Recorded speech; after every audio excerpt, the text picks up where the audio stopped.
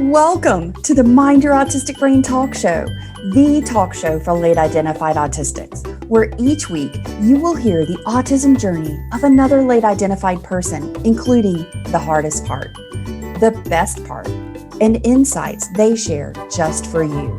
So you know you are not alone on this journey, my friend. Find your person and community here each week. And don't miss these special editions of Creator Spotlight and Hot Topic with your hostess with the mostest, Social Autie. That's me, Carole Jean. Let's get started. Welcome to Mind Your Autistic Brain. My Creator Spotlight artist today is Rilee Paige from the Artful realm. She is on Instagram and she has a fantastic Etsy shop. Guys, I totally fell in love with not just Rilee's work, her darling little boob pots that bring happiness and joy to my day every day, but she also paints and her style is so incredibly unique. You will see it and you will go, oh my gosh, that's a Rilee Paige. And you will love it. Her colors, her shapes, just the emotions that her work brings about is just so filled with joy and so much fun. That's what I love. It is infused with so much fun, but it also has a really serious side to it. Rilee Paige, welcome to the show. Oh, thanks so much. You said you weren't going to get me emotional in the beginning. I'm like, that was so sweet. I'm like, okay, I was kind of being real specific and not trying to get emotional. No, you're just a doll. Thank you so much. But guys, I have seriously, I got totally excited when Kenny came on because we've been working on it. But this is seriously huge for me because I've been after Rilee for 6 months. She's probably tired of me showing up in her box. Definitely not. Definitely not at all. Oh, man. So Rilee, you're 28. You're late identified autistic. Welcome to the club, my friend. Thank you. Welcome to your tribe. You have found people. How did you discover and identify that you were autistic? How did this journey and this process happen for you, my friend? I feel like the way that can be described easiest is honestly just the internet. The internet is a wonderful place sometimes, but in this way, it definitely helps. So I had never, ever anticipated that I was autistic ever. A lot of people ask, oh, did you ever have any inkling? And I really did not. I had mental health problems throughout my life, and those mostly started when I was 20. And they were usually mood related. So depression, anxiety, a lot of angsty stuff. So a lot of doctors thought I had bipolar disorder. So that got figured out, scratched 5 years off of that to 25. And I got diagnosed with ADHD. And then got off of all the other medications that I had previously been on. All the other previous diagnoses that I had also been stripped. And at that point, I think I saw a meme maybe 2 years after that. And it was a Venn diagram of autism and ADHD next to each other. And prior to that, I feel like looking up autism on Google, all the symptoms I didn't really feel like matched me, but ADHD and autism together, there were so many symptoms that I had never really thought of or heard of that fit me to a T. And that kind of ended up being just a spiral down this information mountain on Instagram. A lot of autistic creators on Instagram helped me find all that out about myself, but it was just a lot of sleepless nights just going online reading stuff that I felt like I had written myself. That it was shocking, and I'm sure that a lot of people who are in my boat have had a similar experience where they found that information. You're like, oh no, you were right the whole time about you. You knew that something was different, and you found out that you were correct. So it's been wild, and it's still crazy. So after finding all that out online, I did seek out proper diagnosis, not really for any reason other than, I guess, internal validation. I don't really think I needed it that much, but I feel like everyone wants that a little bit. And so I wanted it, but I also wanted peace of mind and just be able to explain to my family, this is what's going on. Because at this point, not only had I never thought I was autistic, but neither did my family. So they also still kind of weren't, they were skeptical about that. So formal diagnosis was the next step for me to just get validated, as well as just like cement that this is what's going on, as well as I felt like that was the next step to get information. And that was about a month ago, and here we are. So all of this is very recent. It's been crazy. I completely understand. Yeah, I bet. Going through that process, I almost equate it to like training as an Olympic sport athlete. You know, because so many of us, you know, I went down that such a similar path. It's like, you know, early 20s and you get diagnosed as bipolar because your emotions are all over the place. Right. You know, and a lot of that is also just the hormonal thing and just maturation, just all of it, you know, and it also at that point, it's like all these other life stressors enter in that you didn't really have before, Right. you know? Right. Yeah. You know, and then you get the next one, which like for me was like you, it was ADHD. And then, you know, then you finally get to autism. Mm-hmm. And then you're like, you know, I even did an episode on this. If anybody's out there that might be thinking the same thing, you know, kind of like what Rilee and I went through, it's like, well, I wanted to set that ADHD aside because I thought, oh, well, it was a mislabel, just like bipolar and depression and all these other things. But then the more you look at it, and that Venn diagram you mentioned is one that I included as well, because I'm like, no, this is both. This is definitely a duality, right? Right. So I didn't even mention that when I was 18, I did get diagnosed with ADHD, and I thought that it wasn't real. I, at the time, was like just seeking diagnosis, and I thought I maybe faked the test somehow. I thought I maybe jinxed it or did something wrong. And so I never actually took medication or did any treatment for ADHD when I first got diagnosed at 18, because I actually didn't believe that I had it. And then I went the rest of my early 20s, like looking for diagnosis, completely forgetting that experience actually happened. Like I actually did get diagnosed. I completely just pretended it didn't, because it didn't make sense to me at the time. It didn't fit my symptomology, and that has to do with the fact that the information out there that's available for us to read about ADHD is very male-based. And so I wasn't able to find out that a lot of the symptoms I was experiencing, like mood symptoms, are a lot more symptoms that female people experience usually with ADHD. So that was crazy. It was really exciting to learn that, for sure. But there definitely was some denial in the beginning. I think we all go through a bit of that as well. Just sort of like, oh, there's been so many mislabels, you know, this is just another one that's just wrong, or something doesn't totally feel like it fits, you know? Right. And it's just sort of, it is an evolutionary process. You know, it really is. So Rilee, I know that over the last year and just learning all these new layers and aspects and facets to yourself have really led to an explosion in your creativity and your artistry. So share a little bit about, how did the boob pot start? Because it is so adorable. It is so precious. And I love it because you really capture the variety. You really do. I mean, boobs, there are 1,000,001 different kind of boobs. And I love it because you approach that. So kind of share the story of the boob pot with us. You know, oh my gosh, like, you know, the boob pots are so funny. I feel like I want this like crazy idea, like, well, it all started, but I don't have one. I literally just saw one, I think, on Facebook that someone had made. I thought it was adorable. And I'm like, I could do that. And so I made one for myself.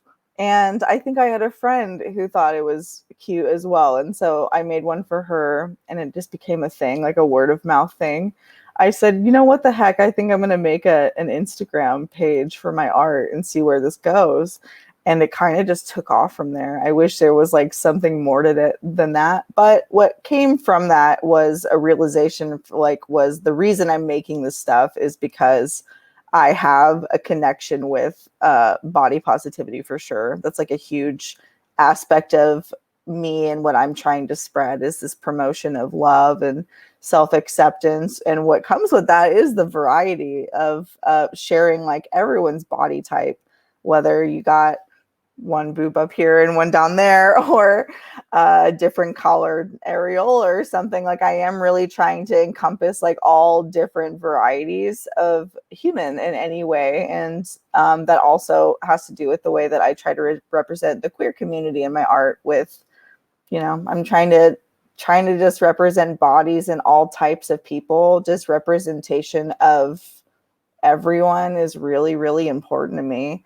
So the boob pots turned into butt pots, turned into peen pots, turned into everything. And it's super exciting for me to be able to just celebrate bodies and celebrate people in my art every day. And that's really all I've ever wanted to do. But it really just started with, oh, that's cute, I'm going to make that. And there we are. Here we are a year later. I don't know how many boob pots I've sold at this point. I think maybe 100. I don't know if I've hit 100 yet, but it's close. And wow, that's so exciting. It's just so crazy that the world has such an interest in my little art. I think it's really great. It's really fun. But I think that really it's your art, but it's your heart behind it. It really is, Rilee. I mean, that's one of the things that I think is so incredibly inspiring and really relatable about your Instagram account and about your art, is because you do celebrate all body types, and you do it in such a way that it is just wholehearted, you know, and you do it with vulnerability and kindness. You know, some of your self-portraits that you share from your photography, and I'm just like, man, that is just the most beautiful thing. It really is. And it makes me stop, because, you know, that's a hard thing just as a female, as a woman, you know, as a human. We're so hard on ourselves, especially as autistics. We're so hard on ourselves. We're so judgmental. And our bodies are one of the things that we just internally beat up all the time as not being good enough. And I love that how you celebrate the human body, because you do it with such kindness and gentleness. And that's something that we all, I think, really could use a little more of in our life, especially when it comes to looking and reflecting upon our own bodies. Absolutely. Yeah. Thank you so much. That's so sweet. That's really all I ever want to do, is make people feel comfortable in their own skin in any way that I can. And I didn't really know how to do that until I found this art form. It's working out so far, and it's really what I want to spend the rest of my life doing in any way, is just like making art in any facet. But this element is really what I feel like made me feel like I came into my own. I've been an artist my entire life, but I've described myself as a dormant artist for a really long time, because I don't really make anything anymore. I hadn't until the pandemic. I feel like the pandemic kind of stirred up some needed like dust off of my shelves so I can like actually start creating again. And this is kind of what came out of it. So I'm happy we're here. Well, I'm happy we're here too, because your art and your approach to your art and why you do it is just really so inspiring and uplifting, but it's so connecting. It really does. For me, it's transformed a lot of things, just about how I see myself, how I think about myself. Wow, that's so sweet. But you do it in a way that's super fun too, because you're not like, so yes, you have serious, yes, you talk about mental health and you talk about your struggles and challenges with mental health.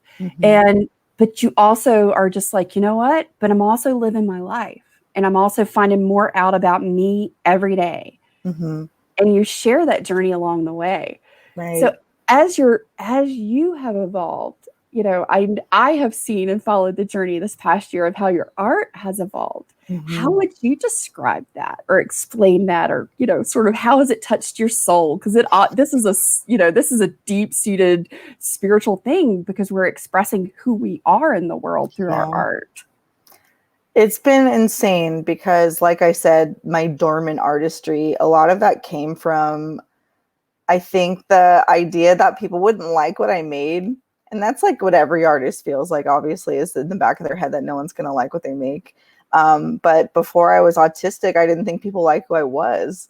There was a lot of things about me that I was told were bad and wrong and annoying and sensitive and too much and all these things. And now I know that it's just called autistic. But before I had that label, there was so much shame and like guilt and just like sadness on me that a lot of the other things in my life, like joyful things like art, I didn't think anyone wanted anything to do with those things either, because that was personal, and personal to me at that point was something that was too much for everyone else. So, and I also didn't really know how to express my art in a way that I was confident in either. I feel like I was too scatterbrained with my painting. I hadn't really started sculpting yet, but my painting, my ADHD was just so bad that I would start something and then just not finish it ever. So I think finding out I was autistic kind of started that journey of my art changing, because it gave me like that needed confidence to know that like you are allowed to be yourself, and you're awesome the way that you are, and these things about you aren't mistakes. And so that healed me a lot to make this art that I do. And I think that the only thing I can say about what came out of it is just like authentic love and joy. And that's who I am at the core of my being. It's just authentic, wanting to love everyone and be joyful. And so I'm really trying to have that come out in my art as much as I can. And I'm trying my best, but like I feel like that's really what is making this explosive thing happen right now, is like I went from not making anything to making a lot of art constantly, and a lot of it is centered around love and joy and beauty and things like that. And it has to do with the fact that I feel loved, enjoyed, and beautiful now.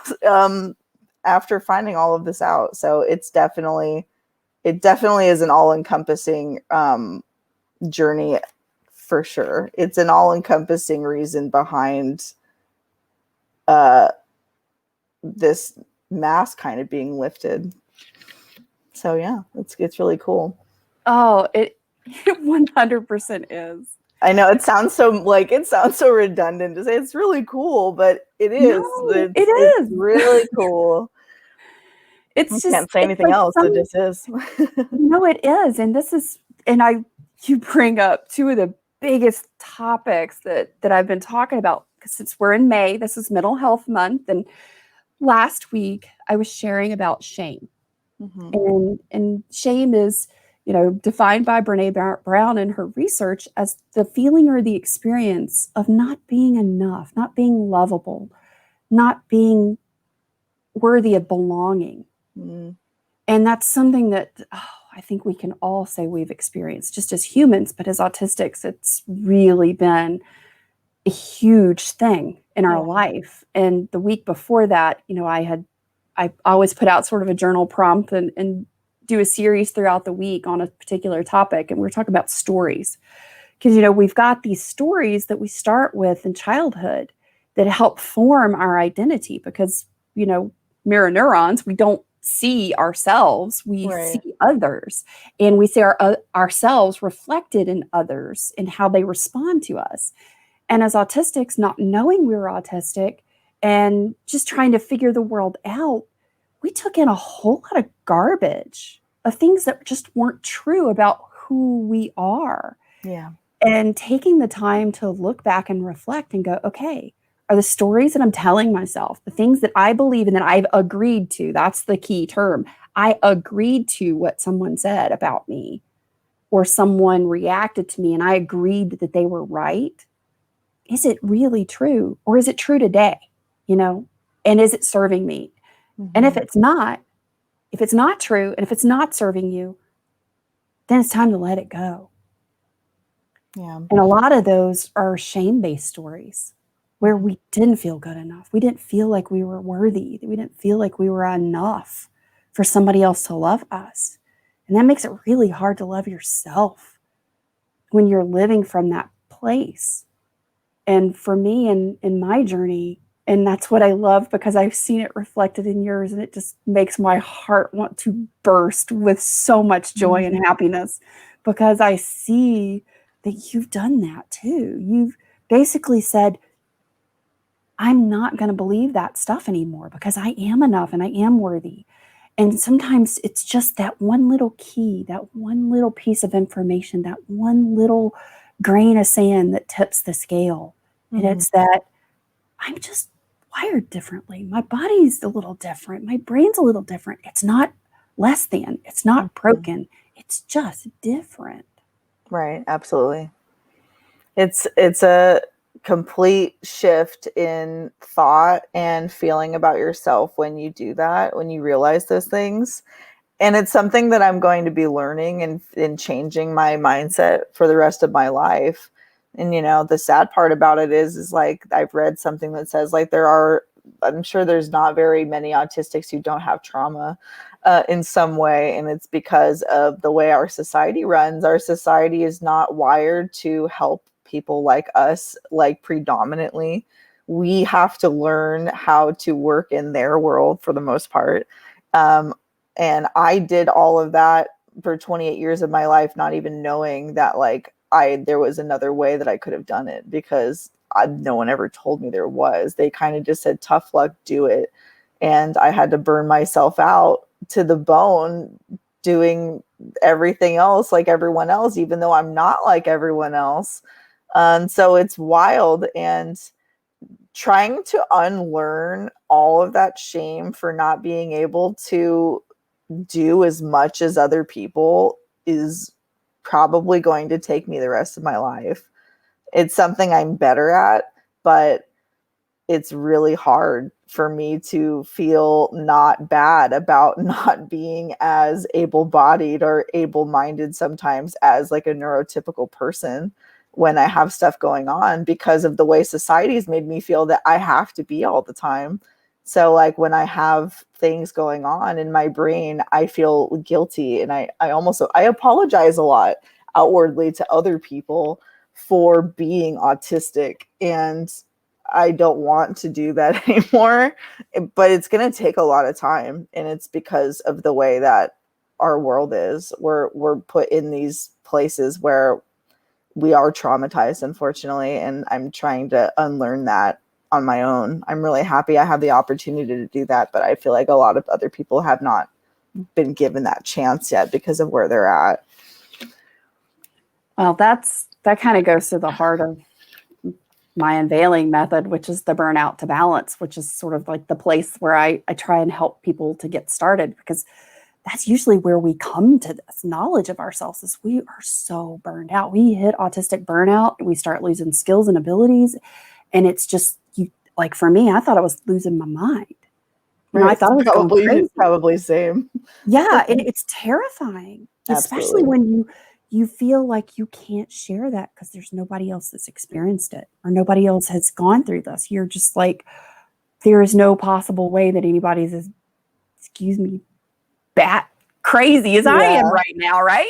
Right. It's just like, oh my gosh, I can't say anything. And that's really sort of where we keep hurting ourselves. Mm-hmm. And it has to go back to what are those stories that we believe that we can't share these vulnerable moments. We can't share these things that are happening in inside of our head. Mm-hmm. And just being able to find those safe people in our lives that we can talk to about that. Mm-hmm. That's one of the greatest things about becoming a part of and finding the autistic community is finding other people that have the knowledge because they've experienced the same thing or something really similar. Mm-hmm. And then, you know, people start sharing and getting vulnerable and putting those things out there like, through that, I was able to look back and see I hit autistic burnout, my very first one. I was 6 years old. Wow.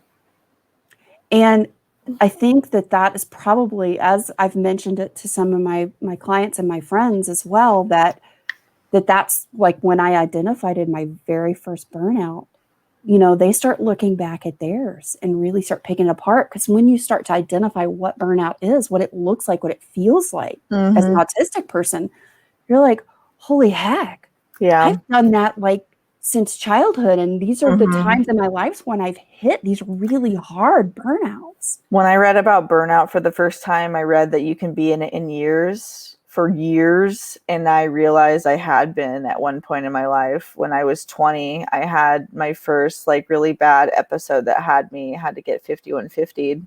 And it was so traumatic and stressful. And I think I was in burnout for years. I feel like that's why I stopped making art for a long time. And I stopped socializing as much because I didn't have the skills to do so. But at that time, I didn't realize that was a thing. I just thought that I'm different now and I'm not the same person. But I realized it's like, no, you lose.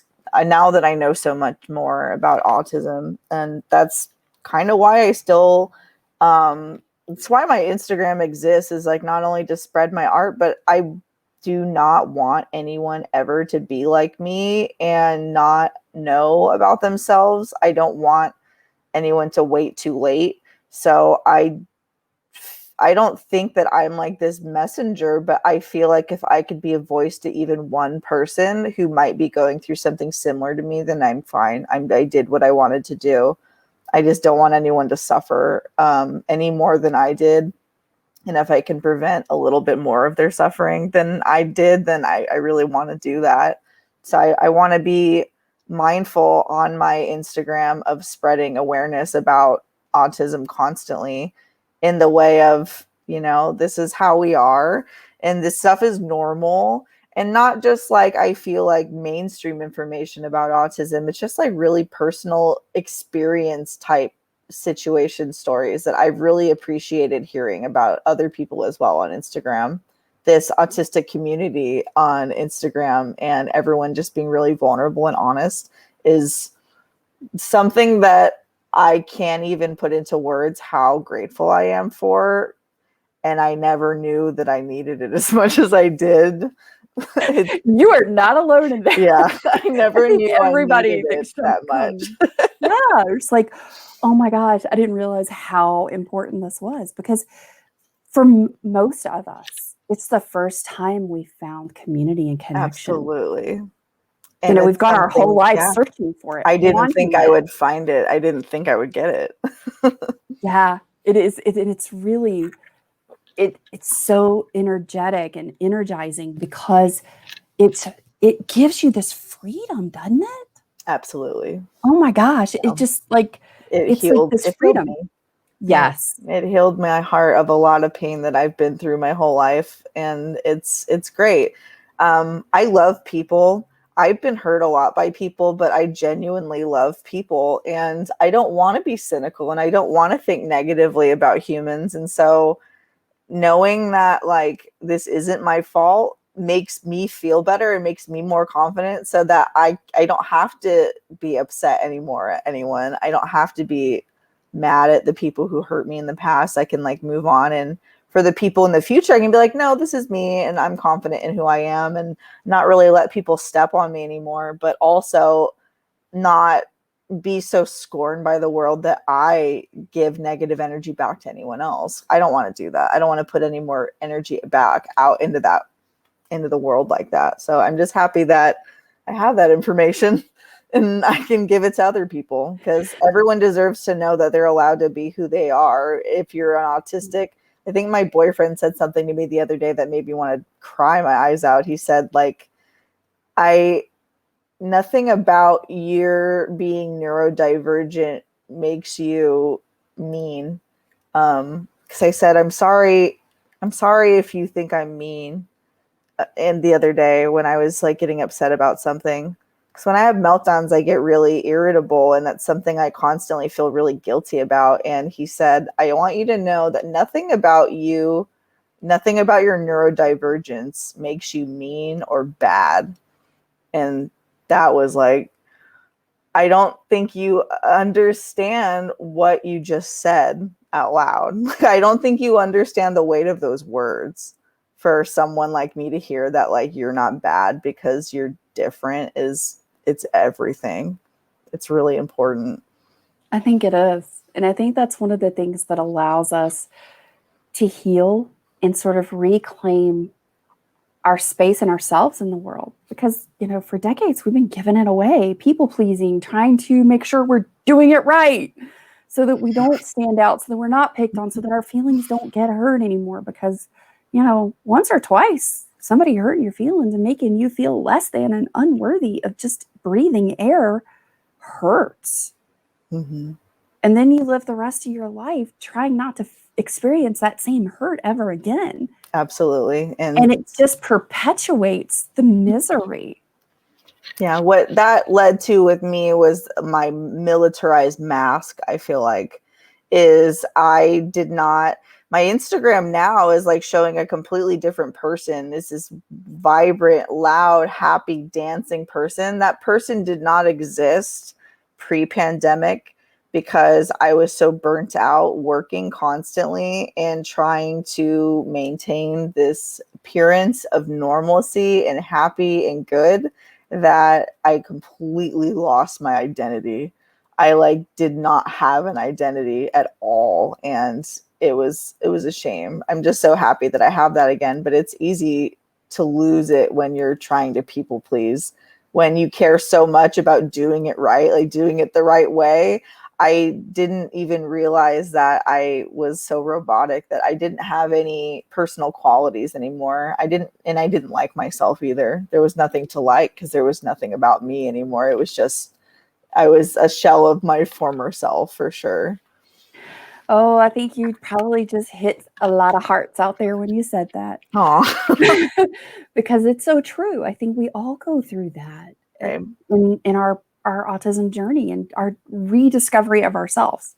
Because you were born happy. You were born joyful and wanting to connect and play and carefree. Yeah. And it's all of the crap in between Mm-hmm. that has stripped us down to this shell. And it's, unmasking is a tool, and masking in itself is a tool that, when utilized, can be beneficial for our mental health as well as not masking. But also, just, I take it that step further and I say, well, we have an unveiling process that we also go through, because you peel off a couple layers of those masks, and you, as a late identified autistic, you're left standing there going, well, who the hell am I? Right. Because I've given away and pushed down who I am for so long, that once I start to remove those first few layers, I don't know who I am under here anymore. And going through the unveiling method is the beautiful part of reclaiming that, and also discovering and rediscovering who we are. Absolutely. Yeah. And embracing that this is not their world, this is our world. We all exist together, and our neurotype is designed. We are created as neurodistinct people for a purpose and a reason, just like everybody else that's born with any type of neurotype. Yeah. We've been around since the beginning, just like every other neurotype. It's just, people are just starting to really kind of pay attention instead of just going, oh, well, that's the weird girl. It's like, no, I might be the weird. Yeah, sure. I'm the weird girl. I'll own that all day long. I am a weird girl, and I'm okay with that. I am happy to be the weird girl, because normal people are dull. Absolutely. My dad says that. Normal people are dull. And I think it's just like, that's what I love about your art, Rilee, is that you express this joy, this beauty, but also the hurt and the trauma, and the places where you're still growing, and the places that you're still recognizing or healing, and it comes through in your art. So if you had to say that, like, in this journey, for me, this has probably been the hardest part, what would you say that's been for you, Rilee? Oh, man, That's so hard to even put into words because there are so many hard parts. There's so many good parts about this, but a lot of it's been really difficult. I think it's the loneliness of it for sure. Because when I found all of this out, I felt like a bomb went off of my brain, and I found out all this information, and I wanted to share it with everyone. But I've always known I was different, and that didn't change when I found this out.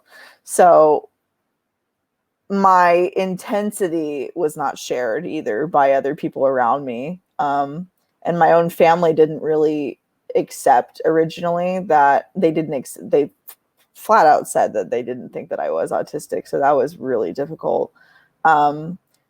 Also just like feeling things and learning things and being like, that's me. This is like something that I've gone through my whole life, like learning about burnout, or just kind of trying to explain to people what burnout is. I guess the easiest way to encompass the hardest part about it is like the isolation of not being able to express exactly what's going on inside, and having someone completely be able to empathize also. It's like, even if I can't articulate exactly what's happening, no one really, they care, but they don't really understand. The only people who understand are other autistics, and that's great. Their support and the fact that I have that like ability to connect with others is everything to me. But it's really hard not to be able to connect to those closest to me, like my family. I went through a breakup after finding out I was autistic, because for a lot of reasons, but having a neurotypical partner at the time was really difficult, trying to explain to them what's going on with my head, and also even by my own partner, to think that a lot of my behavior was wrong or like abusive, even though it was just autistic. It's a lot. The biggest thing is finding all of it out. It's great. You feel like, wow, I finally know everything about myself, but I'm still just as alone and just as different as I was before I found it out. And that's not necessarily true. I'm not as alone and as misunderstood, but it doesn't feel like I'm not freed from the problems that I have that autism has given me, and I'm not free from feeling weird and different by people still. That's still there. That didn't change. And I think what comes after the joy of finding it all out came like the kind of sadness of I'm still gonna have all these problems. Like, it's not just this isn't like a game. This isn't like, oh yay, like I found out in the end and I'm not autistic anymore. I'm still gonna be autistic later, and I'm still gonna have these problems, and it's gonna be a struggle to try to figure out how to get help for these issues from people who are closest to me, when at first it was pretty hard to get them to understand what was going on. I wish it wasn't the case, but when I got formally diagnosed, I feel like their feelings towards me became a little softer, and they got a little nicer. Like, they accepted it a little bit more. I hate that it had to be that way, but that's the way that it was. They wanted proof. And so when they got it, I feel like they're coming around, but it's a slow process. It's hard. Yeah. It's a hard thing to what do you say? Yeah, it's a hard thing to have gone through this your whole life, and you want change, and you want to be validated, and you want the respect now that you know, but you're not going to get it overnight. It doesn't happen like that. And so it sucks. It's not very fun. So that's the hardest part in a nutshell. Oh, it definitely is. And what a hard part it is. It is really hard.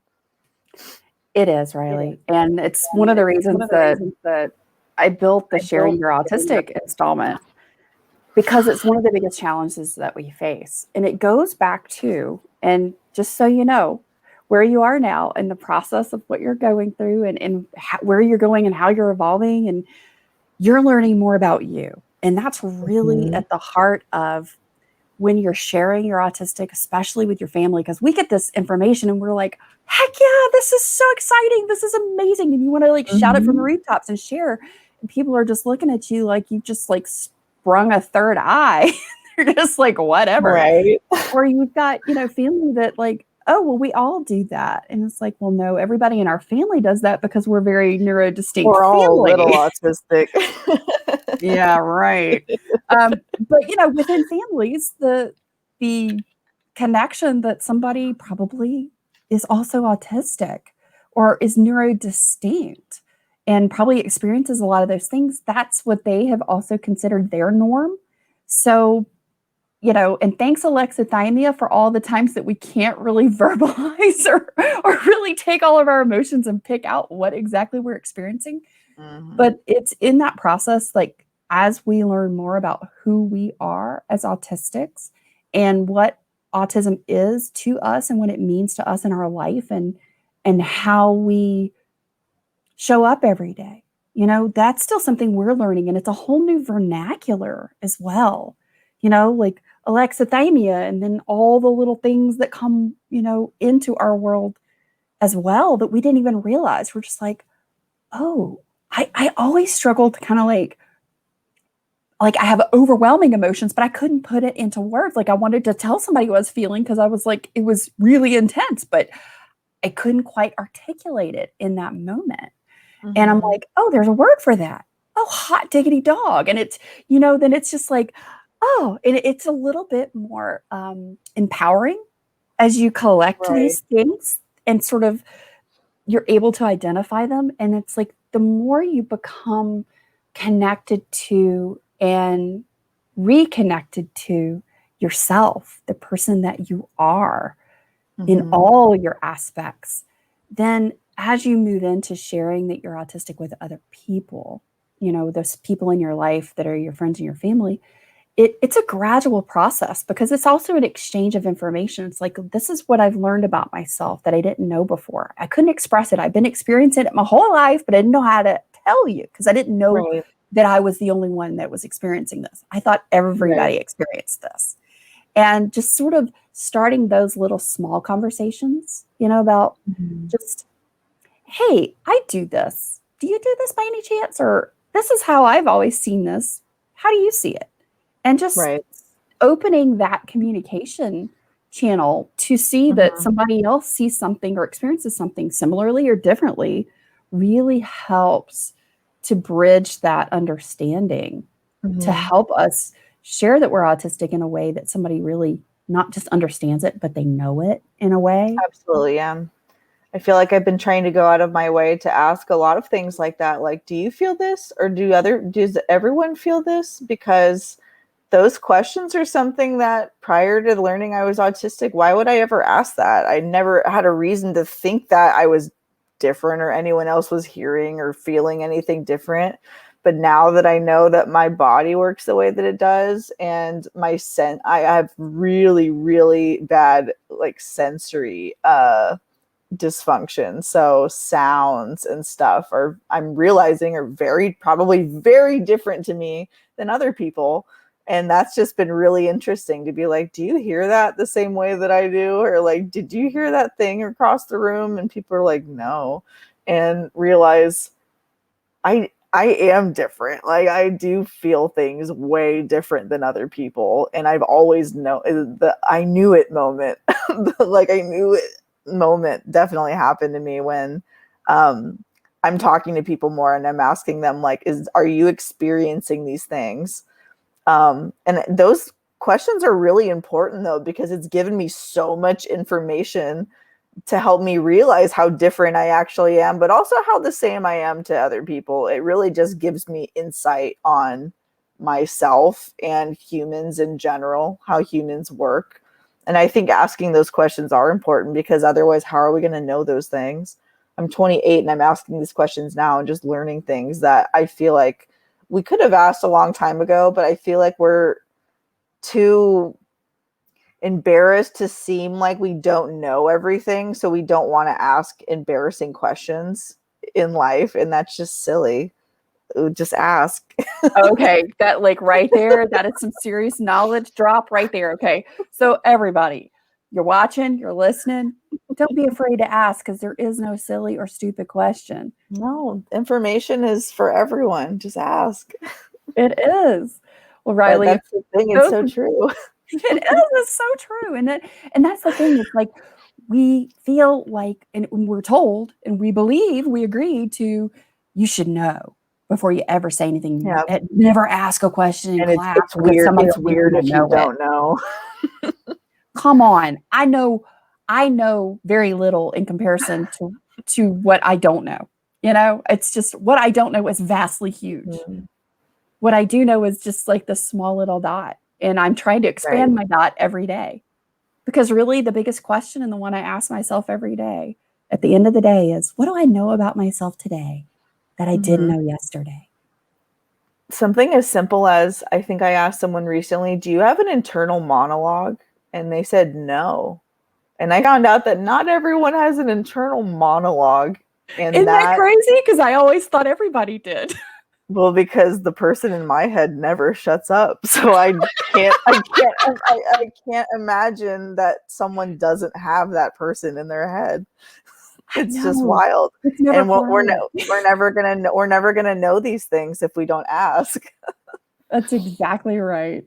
So Rilee, if that was your hardest part, just sort of the isolation of it and not really being able to connect once you sort of learned more about who you are as an autistic person, what would you want to share and with everybody listening just and watching, what has been the best part? What's your big like golden nugget of, this is what I want the next person who maybe is just showing up and just learning that they're autistic. This is what I'd like to share for you to know about this journey.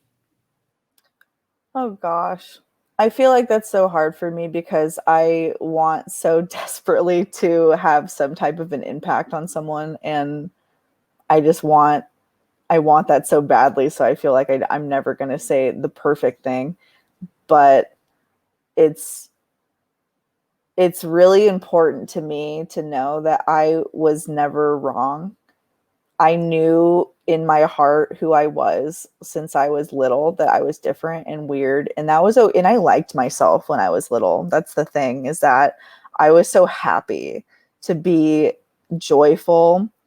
And I don't want anyone else who's maybe as empathetic as I am, who has this, there's, autism's a spectrum, and the only part of the spectrum I feel like that gets talked about a lot is the hypo empathy part, where people don't have a lot of it.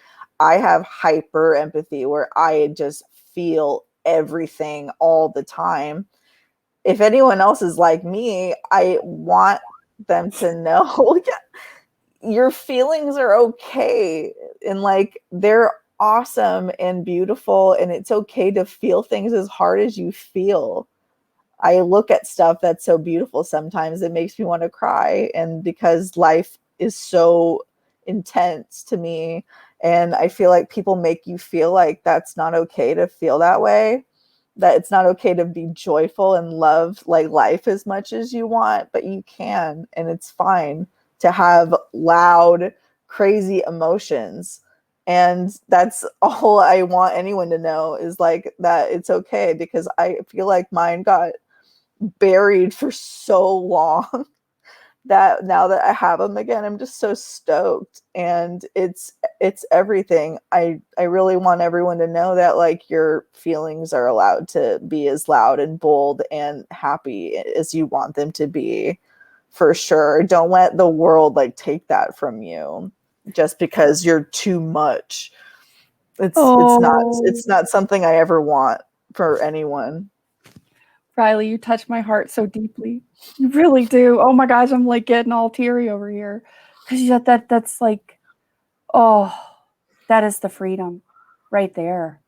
Because there are like, here in the minor autistic brain community, we're always talking about how we have very intense feelings. And we spend so much energy in our lives trying to suppress it and contain it.